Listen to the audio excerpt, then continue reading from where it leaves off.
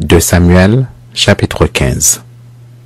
Après cela, Absalom se procura un char et des chevaux et 50 hommes qui couraient devant lui. Il se levait de bon matin et se tenait au bord du chemin de la porte. Et chaque fois qu'un homme ayant une contestation se rendait vers le roi pour obtenir un jugement, Absalom l'appelait et disait « De quelle ville es-tu » Lorsqu'il avait répondu « Je suis d'une telle tribu d'Israël », Absalom lui disait « Vois, ta cause est bonne et juste, mais personne de chez le roi ne t'écoutera. » Absalom disait « Qui m'établira juge dans le pays ?» Tout homme qui aurait une contestation et un procès viendrait à moi et je lui ferai justice. Et quand quelqu'un s'approchait pour se prosterner devant lui, il lui tendait la main, le saisissait et l'embrassait. Absalom agissait ainsi à l'égard de tous ceux d'Israël qui se rendaient vers le roi pour demander justice. Et Absalom gagnait le cœur des gens d'Israël.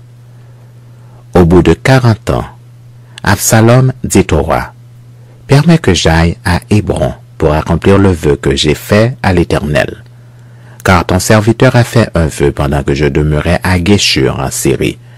J'ai dit, si l'Éternel me ramène à Jérusalem, je servirai l'Éternel. » Le roi lui dit, « Va en paix. » Et Absalom se leva et partit pour Hébron. Absalom envoya des espions dans toutes les tribus d'Israël pour dire, « Quand vous entendrez le son de la trompette, vous direz, Absalom règne à Hébron. » 200 hommes de Jérusalem qui avaient été invités accompagnèrent Absalom, et ils le firent en toute simplicité, sans rien savoir. Pendant qu'Absalom offrait les sacrifices, il envoya chercher à la ville de Gilo Achitophel, le Gilonite, conseiller de David. La conjuration devint puissante, et le peuple était de plus en plus nombreux auprès d'Absalom.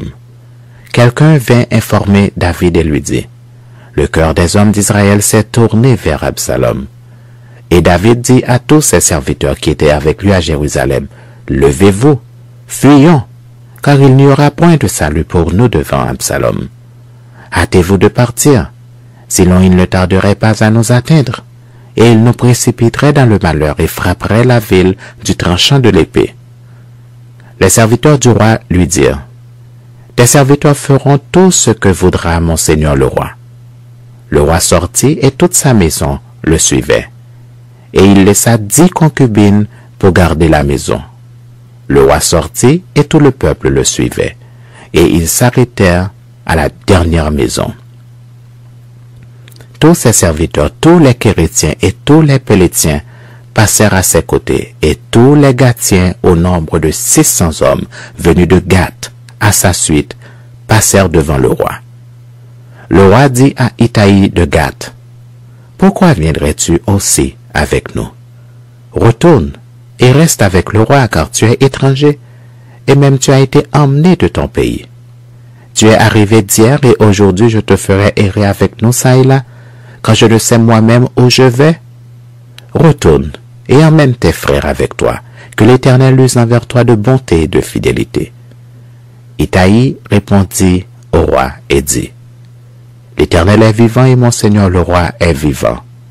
Au lieu où sera mon seigneur le roi, soit pour mourir, soit pour vivre, là aussi sera ton serviteur. » David dit alors à Itaï, « Va, passe. » Et Itaï de Gath passa avec tous ses gens et tous les enfants qui étaient avec lui.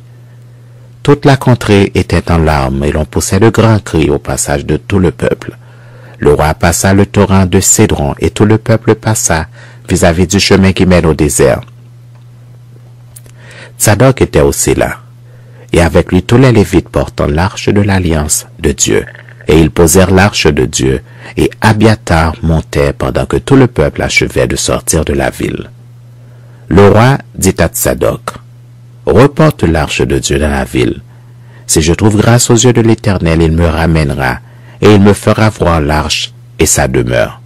Mais s'il dit, je ne prends point plaisir en toi, me voici, qu'il me fasse ce qui lui semblera bon. » Le roi dit encore au sacrificateur Tsadok, « Comprends-tu?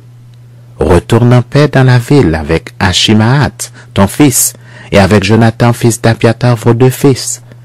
Voici, j'attendrai dans les plaines du désert jusqu'à ce qu'il m'arrive des nouvelles de votre part. » Ainsi, Tsadok et Abiathar reportèrent l'arche de Dieu à Jérusalem, et ils y restèrent.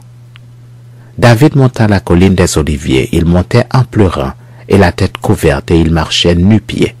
Et tous ceux qui étaient avec lui se couvrirent aussi la tête, et ils montaient en pleurant. On vint dire à David, « Achitophel est avec Absalom parmi les conjurés. » Et David dit, « Ô Éternel, réduis à néant les conseils d'Achitophel. » Lorsque David fut arrivé au sommet, où il se prosterna devant Dieu, voici, Ushaï, l'Archien, vint au-devant de lui, la tunique déchirée et la tête couverte de terre. David lui dit, « Si tu viens avec moi, tu me seras à charge. Et au contraire, tu anéantiras en ma faveur les conseils d'Achitophel. Si tu retournes à la ville et que tu dis à Absalom, au roi, je serai ton serviteur. Je fus autrefois le serviteur de ton père, mais je suis maintenant ton serviteur. Les sacrificateurs de Tsadok et Abiathar ne seront-ils pas là avec toi? Tout ce que tu apprendras de la maison du roi, tu le diras aux sacrificateurs de Tsadok et Abiathar. Et comme ils sont là auprès d'eux, leurs deux fils, Achimaat, fils de Tsadok, et Jonathan, fils d'Abiathar, c'est par eux que vous me ferez savoir tout ce que vous aurez appris. » Ushaï, ami de David, retourna donc à la ville, et Absalom entra dans Jérusalem.